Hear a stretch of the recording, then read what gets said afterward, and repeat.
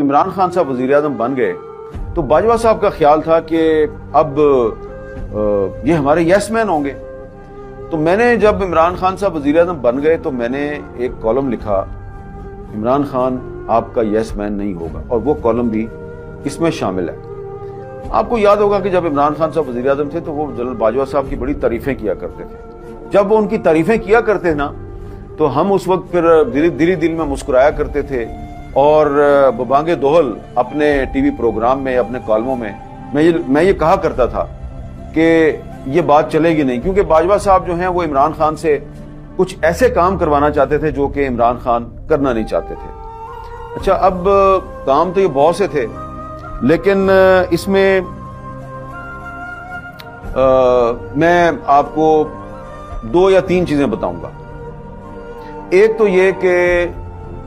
इमरान खान साहब को यह कहा गया कि आप इसराइल को एंगेज करें, ये 2019 की बात। तो इमरान खान साहब जो हैं उनके पास बहुत से लोग गए और उन्होंने उनको ये मशवरा दिया कि आप इसराइल को एंगेज करें। इसकी वजह क्या थी? वजह ये थी कि बाजवा साहब का ख्याल था कि जो फरवरी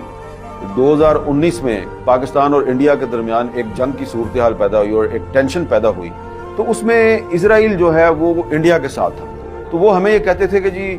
हमने मुफ्त में इंडिया को इसराइल की सूरत में एक इत्तेहादी दे दिया है, और बहुत से अरब कंट्रीज ने इसराइल को तस्लीम कर लिया है, हम तस्लीम नहीं करते, तो पाकिस्तान में इस पर डिबेट होनी चाहिए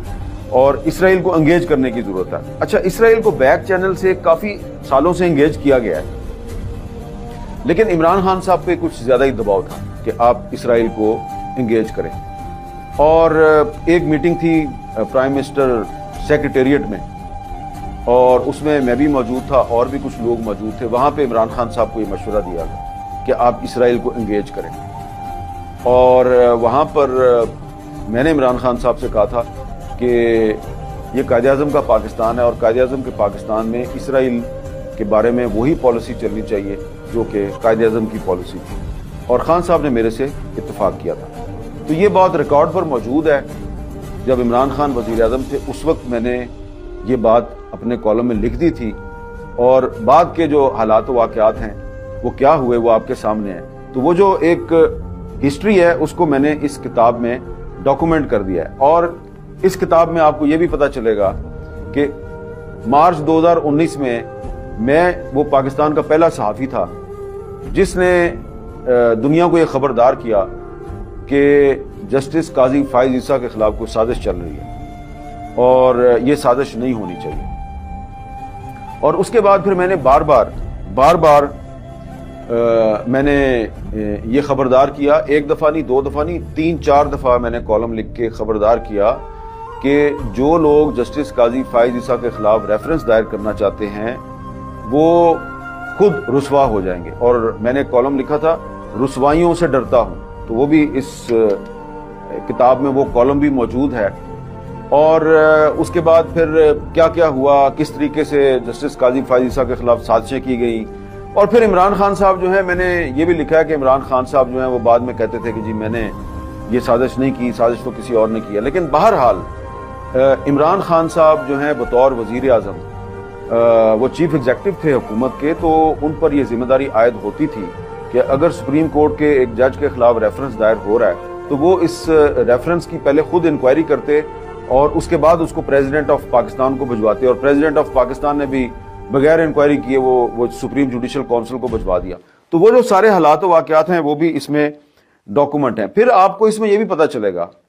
कि 5 अगस्त 2019 को जो भारत ने मकबूजा कश्मीर की खुसूसी हैसियत को ख़त्म किया, उसका स्पेशल स्टेटस जो है उसको ख़त्म किया, इंडियन कॉन्स्टिट्यूशन से 370 और 35A को निकाला, इस बात की भी मैं 5 अगस्त 2019 से पहले मैं वार्निंग देता रहा कि ये होने वाला, बल्कि ये एक इत्तेफाक है कि जिस दिन इंडिया ने 370 को सस्पेंड किया 5 अगस्त 2019, उस दिन के रोजनामा जंग में मेरा कॉलम मौजूद था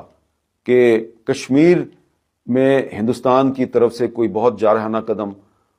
उठाने का फैसला हो चुका है। उसकी वजह यह थी कि हमें राइट लेफ्ट से पता चल रहा था कि कुछ होने वाला है, लेकिन जो हमारे ارباب اختیار تھے ان کو پتہ نہیں تھا۔